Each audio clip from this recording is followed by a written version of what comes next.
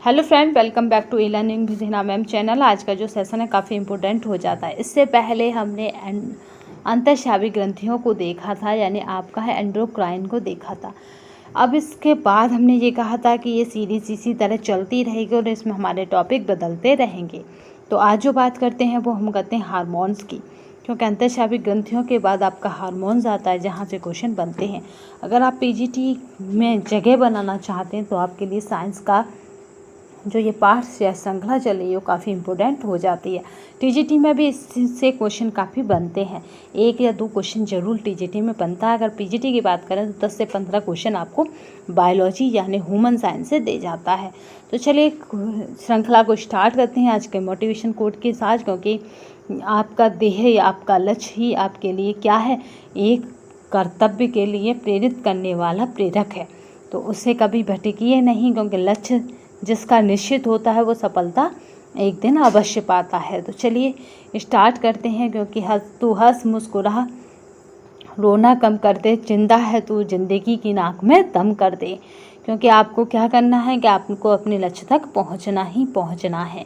तो यहाँ पे पहला क्वेश्चन देखिए, पहला क्वेश्चन कह रहा है कि the female sex hormones is, यानी महिला सेक्स हार्मोन्स है। तो महिला सेक्स हार्मोन्स आपका एस्ट्रोजन होता है। ठीक है, एस्ट्रोजन की अगर बात की जाए तो ये महिलाओं के लिए काफ़ी इम्पोर्टेंट होता है। इंसुलिन की बात की जाए तो ये एक तरह का हार्मोन है जिसके स्रावन से क्या हो जाता है, मधुमेह बीमारी हो जाती है कमी से। महिलाओं में सेक्स हार्मोन्स एस्ट्रोजन, आपका प्रोजेस्टेरॉन पाया जाता है। ये सेक्स हार्मोन अंडाशय से मुक्त होते हैं। ये हार्मोन महिलाओं में द्वितीयक लक्षणों का विकास करते हैं। नेक्स्ट क्वेश्चन देखते हैं, which hormone is the produced in the pancreas, यानी निम्नलिखित में से कौन सा हार्मोन अग्नाशय द्वारा उत्पन्न होता है। तो अग्नाशय को किसको स्रावित करता है, तो वो हमारा इंसुलिन को स्रावित करता है। पैनक्रियास के क्या स्रावित होता है, तो आपका इंसुलिन स्रावित होता है। चलिए एक्सप्लेन देख लेते हैं इसका। या है इंसुलिन, तो इंसुलिन की अगर बात की जाए यानी अग्नाशय की बात की जाए तो अग्नाशय मानव शरीर की दूसरी बड़ी ग्रंथि है। तो अगर दूसरी ये है तो पहली कौन सी है, पहली यकृत है। मानव शरीर की सबसे बड़ी ग्रंथि पहली यकृत, दूसरी आपका अग्नाशय यानी पैनक्रियास, यकृत यानी लीवर, तथा एक मिश्रित ग्रंथि भी है। ये कैसी अग्नाशय कैसी की ग्रंथि है, मिश्रित ग्रंथि भी है, जो अंतःस्रावी तथा बाह्यस्रावी दोनों रूपों में कार्य करता है। बीटा कोशिकाएं इंसुलिन नामक हार्मोन स्राव करती हैं। इंसुलिन एक प्रोटीन श्रृंखला या पेप्टाइड हार्मोन है। इंसुलिन का मुख्य कार्य रक्त के अतिरिक्त शुगर को ग्लूकोज में, क्योंकि ये बहुत बार पूछा जा चुका है कि इंसुलिन का क्या कार्य होता है। तो इंसुलिन का महत्वपूर्ण क्या है, इंसुलिन का मुख्य कार्य रक्त के अतिरिक्त शुगर को ग्लाइकोजन में परिवर्तित करना है। यह ग्लाइकोजन यकृत में संचित रहती है और शरीर में इंसुलिन की कमी से मधुमेह नामक रोग हो जाता है। तो यह आपका एक्सप्लेन रहा। नेक्स्ट देखते हैं, which of the following parts is not correctly matched, यानी ऐसा कौन सा पार्ट है जो सुमेलित नहीं है। बाद बाकी सारे पार्ट सुमेलित हैं। तो आपका जो पार्ट है जो सुमेलित नहीं है वो हमारा कोलेस्ट्रॉल हार्मोन्स का उत्पादन करता है। ये बात बिल्कुल गलत है, क्योंकि कोलेस्ट्रॉल हार्मोन्स का उत्पादन नहीं करता। जबकि आपका है टैक्सोल, ये क्या है, कैंसर रोधी दवा है। नेक्स्ट देखते हैं आपका ग्लूकागोन, ये क्या है, रक्त शर्करा नियंत्रक है। और आपका है एंडोर्फिन, ये क्या है, प्राकृतिक दर्द निवारक है। तो ये सभी ऑप्शन सही हैं, बट ये आपका जो सही नहीं था वो कोलेस्ट्रॉल था। कोलेस्ट्रॉल मोम जैसा एक पदार्थ है जो शरीर में विटामिन डी, हार्मोन्स और पित्त का निर्माण करता है। जबकि शेष तीनों सही है, यानी आपका टैक्सोल कैंसर रोधी दवा है, ग्लाइकोजन रक्त शर्करा नियंत्रक है, और आपका एंडोर्फिन क्या है, प्राकृतिक दर्द निवारक है। तो नेक्स्ट क्वेश्चन देखते हैं, आपका है which reference to the human body consider the following statement, मानव शरीर के संदर्भ में निम्नलिखित कथनों पर विचार कीजिए।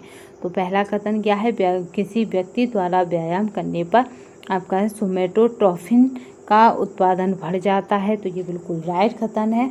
दूसरा कथन देख लेते हैं, क्या कह रहा है कि पुरुषों की अंड ग्रंथियाँ आपकी प्रोजेस्टेरॉन उत्पन्न करती हैं, या पुरुष ना होकर क्या हो जाता, फीमेल, तो आपका ये कथन भी बिल्कुल सही चला जाता। तो ये स्टेटमेंट रॉन्ग है। नेक्स्ट चलते हैं, महिलाओं की अधिवृक्क ग्रंथियाँ आपके है टेस्टोस्टेरोन साबित करती हैं, तो ये कथन भी आपका बिल्कुल गलत है, क्योंकि महिला नहीं, यहाँ पे क्या होगा, पुरुष होगा।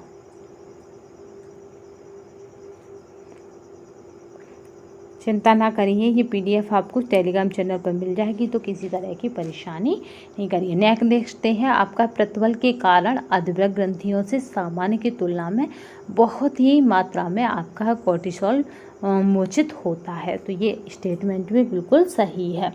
तो यहाँ पे जो ऑप्शन बनेगा आपका कि क्या सही है, तो वो हमारा रहेगा यहाँ पे,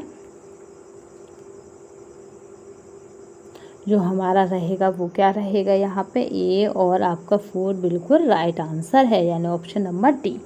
आपका ब्रश पुरुषों में पाया जाता है, वृषण पुरुषों में पाया जाता है, इससे निकलने वाले हार्मोन्स को टेस्टोस्टेरोन कहते हैं। यह पुरुषोचित लैंगिक लक्षणों के परिवर्तन एवं यौन आचरण को प्रेरित करता है। अंडाशय महिलाओं में पाया जाता है, इससे निकलने वाले हार्मोन में आपका एस्ट्रोजन अंडवाहिनी के परिवर्धन को पूर्ण करता है। आपका है प्रोजेस्टेरॉन एस्ट्रोजन से सहयोग कर स्तन वृद्धि में सहायता करता है। आपका रिलैक्सिन प्रसव के समय स्रावित होने वाला हार्मोन्स है। नेक्स्ट चलते हैं, which of the following is या are the chemical nature of the hormones, यानी निम्नलिखित में से कौन से हार्मोन्स की रासायनिक प्रकृति कौन सी है।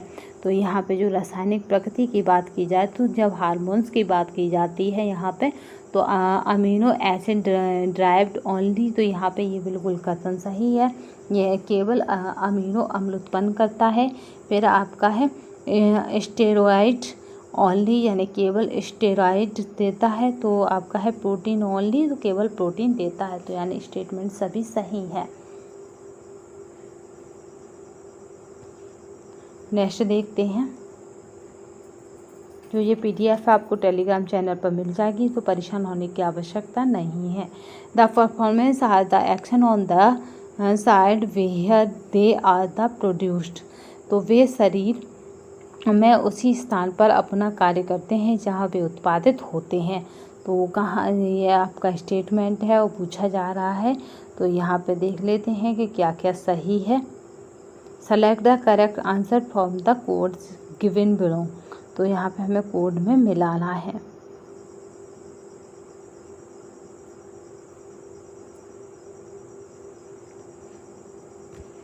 ठीक है, तो यहाँ पे हमें क्या करना है, कोड मिलाना है कि कौन सा हमारा सही है। तो यहाँ देख लेते हैं, इसमें चलिए देख लेते हैं नेक्स्ट क्वेश्चन।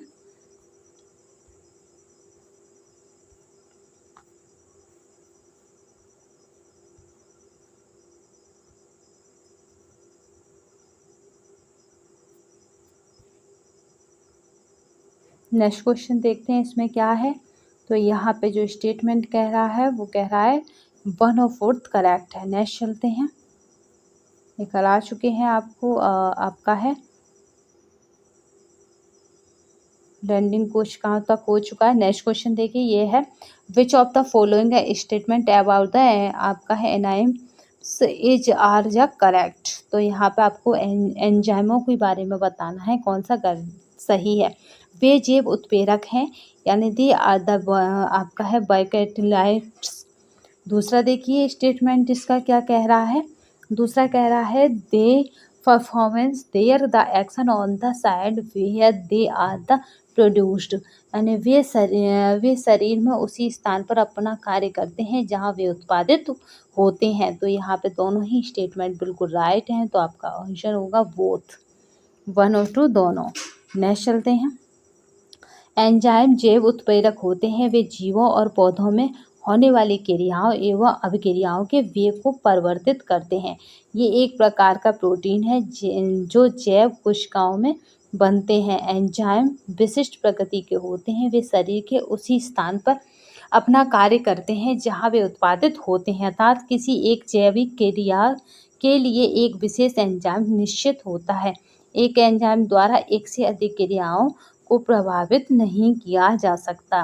नेक्स्ट क्वेश्चन देखते हैं, in the human body which of the following hormones आपका है regulated blood calcium and phosphate. मानव शरीर में निम्नलिखित हार्मोन्स में से कौन सा रक्त कैल्शियम और फास्फेट को नियमित करता है, यानी नियमित करता है? तो आपका जो हार्मोन्स बनता है वो हमारा है परावटु हार्मोन्स, यानी आपका रहता है पैराथायराइड हार्मोन्स। राइट आंसर है आपका सी। देख लेते हैं स्टेटमेंट क्या कह रहा है इसका। परामटू यानी पैराथायराइड हार्मोन्स पैराथायराइड ग्रंथि से स्रावित होता है। यह हार्मोन रुधिर में कैल्शियम तथा फास्फेट आयनों की मात्रा का नियमन कर शरीर के अंतः वातावरण में सुचारू बनाता है, अर्थात आपका है होम्योस्टेसिस करता है। थायरॉक्सिन हार्मोन थायराइड ग्रंथि से स्रावित होने वाला हार्मोन है। यह शरीर में आधारीय चयापचय दर का नियंत्रण करता है।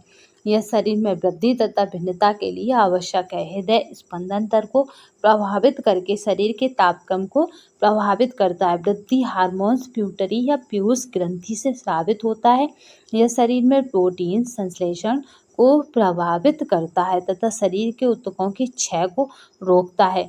आपका है ग्लूकागॉन हार्मोन्स अग्नाशय की अल्फा कोशिकाओं यानी ए सेल्स द्वारा स्रावित होता है। इनका श्रावण उस समय अधिक होता है जब रुधिर में ग्लूकोज की मात्रा सामान्य से कम होने लगती है। यानी रुधिर में सामान्य से कम ग्लूकोज की मात्रा हो तो किसका श्रावण अधिक होगा?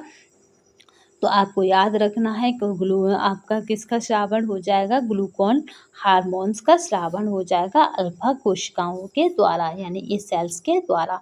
नेक्स्ट देखते हैं, the hormones insulin is a, यानी मधुसूदनी अंतःस्रावी एक। तो ये आपका जो राइट आंसर है वो हमारा पेप्टाइड है।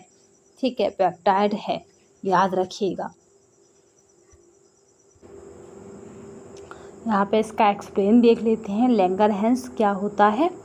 आपका धूपिकाएँ अग्नाशय का एक भाग है। इसकी खोज पॉल लैंगरहैंस नामक चिकित्सा शास्त्री ने की थी। इसके अल्फा बीटा और गामा यानी कोशिका से अल्फा कोशिका से आपका ग्लूकागॉन निकलता है, बीटा कोशिका से इंसुलिन निकलता है, जबकि गामा कोशिका से आपका सोमेटोस्टेटिन निकलता है। अगर इंसुलिन की खोज की बात की जाए तो इंसुलिन की खोज बेटिक एवं बेस्ट ने की। कब की है? सन 1923 में की है, यानी 1923 ईस्वी में की थी।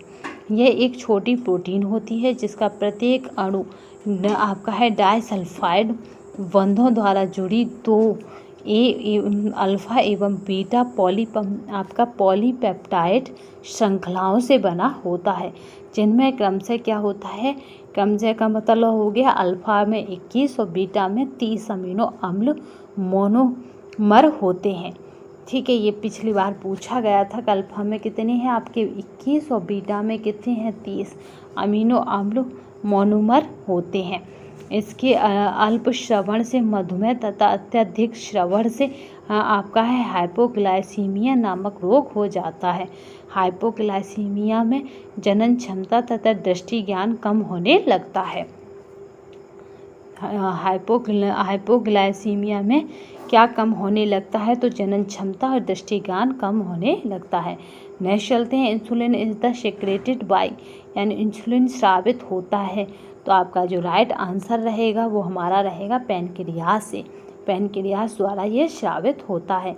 अब यहाँ पे देख लेते हैं इसको मैचिंग करके कि क्या क्या है। यहाँ पे हमें मैचिंग करना है, तो यहाँ पे हमारा जो रहेगा मैचिंग का वो देखते हैं। यहाँ पे एक तरफ टाइलिन है, पेप्सिन है, रेनिन है। तो रेनिन हम सभी जानते हैं रेनिन क्या करता है? तो रेनिन क्या करता है? रक्त में आपका एंजियोटेंसिनोजेन को एंजियोटेंसिन में बदलता है, ये कन्वर्ट करता है एंजियोटेंसिनोजेन को किस में? Angiotensinogen in the blood into convert किस में कर रहा है? ये एंजियोटेंसिन में। ठीक है, तो आपका यहाँ पे ये मैचिंग मिला हमें। और क्या क्या पता है ये हम पहले क्या करते हैं कि जो हमें पता है वो मैचिंग करते हैं। ठीक है। तो आपका टाइलिन है, टाइलिन क्या करता है, आपका स्टार्च को पचाता है, ठीक है, डाइजेस्ट करता है स्टार्च को। टाइलिन का सबसे अच्छा काम यही है कि ये डाइजेस्ट करता है स्टार्च को। और यहाँ पे आप देखते हैं कि ये क्या है, आपका है पेप्टिन क्या करता है, पेप्सिन ये प्रोटीन को पचाता है, यानी डाइजेस्ट प्रोटीन्स करता है। अब बात करते हैं आपका है ऑक्सीटोसिन। तो ऑक्सीटोसिन क्या करता है, ये आपका इंड्यूस द यहाँ पे है concentration of the smooth muscles, यानी क्या करता है, ये मसृण पेशियों में सुकड़न को प्रेरित करता है। तो आपका जो रकूट बनेगी वो बनेगी यहाँ पे ए का 2 हो जाएगी, और यहाँ पे क्या हो जाएगा, बी का 3 हो जाएगा, और सी का 1 हो जाएगा, और 4 का क्या हो जाएगा, 5 हो जाएगा। तो इस तरह से हम इसे इस फॉर्मेट में इस तरह देख सकते हैं कि यहाँ पे क्या हो जाएगा, ए का 2 हो जाएगा, यानी टाइलिन पचाता है, टाइलिन पाचन करता है स्टार्च का। पेप्टिन में क्या होता है, पेप्टिन में रक्त में आपका 2 फॉर्मेट, रेनिन में आपके 2 फॉर्मेट पहुंचाए जाते हैं। चलिए पेप्सिन को देख लेते हैं, पाप से प्रोटीन और पाप से पेप्सिन। तो ये क्या करता है, इसका डाइजेशन करता है प्रोटीन का। अगर रेनिन की बात की जाए तो रेनिन क्या करता है, आपका एंजियोटेंसिनोजेन को एंजियोटेंसिन में बदलता है। ऑक्सीटोसिन की बात की जाए तो ये क्या करता है, मसृण पेशियों में सिकुड़न को प्रेरित करता है। तो इस तरह से जो कूट बनी वो बनी ए का 2, बी का आपका क्या हो गया यहाँ पे, बी का 3, और आपका सी का 1, और डी का आपका 5, ठीक है, डी का क्या बनेगा 5। तो इस तरह से ये कूट बन गई। आई होप आज का आपको सेशन हमारा पसंद आया होगा। अगर पसंद आया हो तो शेयर, लाइक एंड सब्सक्राइब करना ना भूलिएगा तथा कमेंट बॉक्स में अवश्य बताइएगा आपको सेशन कैसा लगा। साइंस का यानी ह्यूमन साइंस का ऐसा कोई टॉपिक नहीं बचेगा जिसे हम कवर नहीं करेंगे। तो अब तक अगर आपने इस श्रृंखला से नहीं देखा हो तो देख लीजिएगा, क्योंकि इसमें पहले ही दे रखा है, इससे बाहर कुछ नहीं।